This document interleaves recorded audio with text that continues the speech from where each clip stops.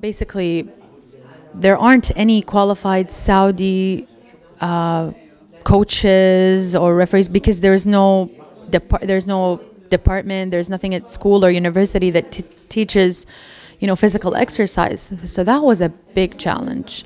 Other than that was the fact that there's no Olympic committee technically speaking or federation. There's a federation or the General Presidency for Youth Welfare, which is the Ministry of Sports, it's an all-male organization.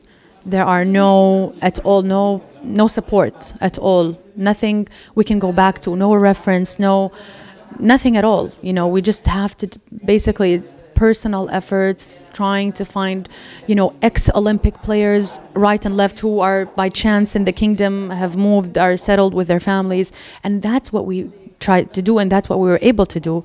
We were able to find a few national players who played in their countries, from Syria, from France, from the United States.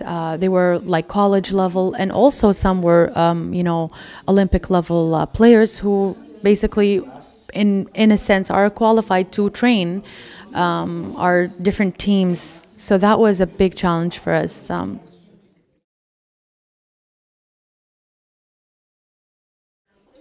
There unfortunately was a segment of society that was against us. They were always criticizing all our efforts in the media. They called us,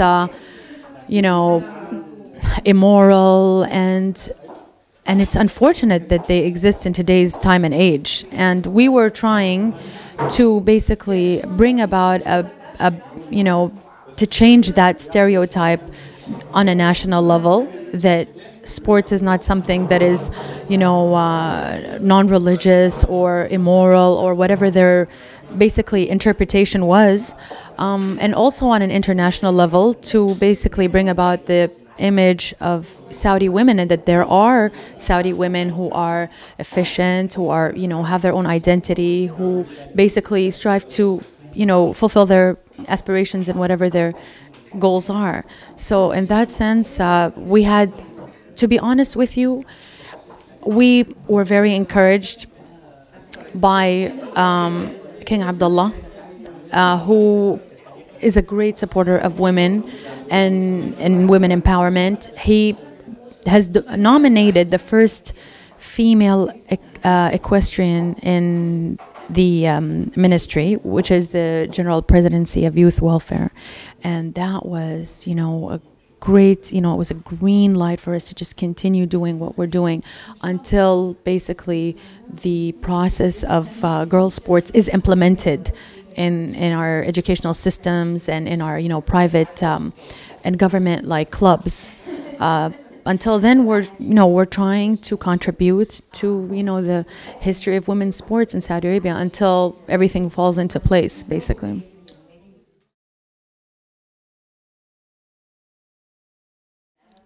Sports is a great tool to basically teach a lot of values that are important, because I do believe the way Jeddah United looks at sports is that it's a combination of the physical aspect of the game as well as the psychological aspect and the attitude side of the sport.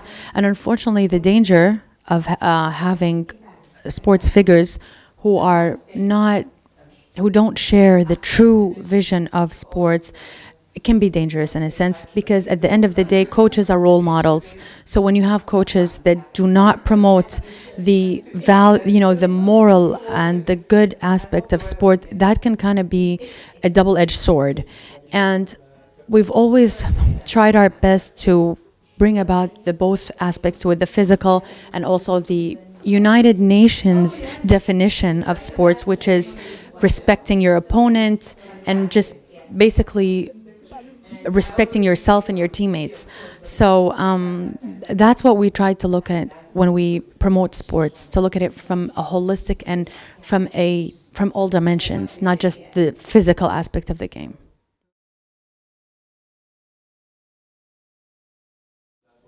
I definitely see a future for Saudi sports eventually. I mean, obviously, we have to look at step one, which is on a national level, building awareness and basically the foundations, building the foundations and the infrastructure of girls' sports in the kingdom before we go to step two, which is, you know, the Olympics or Olympic level participation. But for sure, we are, you know, that's something that we're not disregarding at all. I mean, when we look at the Muslim world and you realize how many Muslim countries and Muslim women participate, we are no different, you know, than, you know, the Gulf countries, Bahrain, Egypt, even Indonesia as a country in the Far East. I mean, they all have Iran, they all have women participation. I mean, we have to look at it also from within the framework of our religion and our culture. I mean, we're obviously not going to get into beach volleyball. That's something probably we'd probably stay away from. But I'm saying if it's something, if it's modest and if it's something that it's conservative for our dress code, and that's definitely something we won't disregard.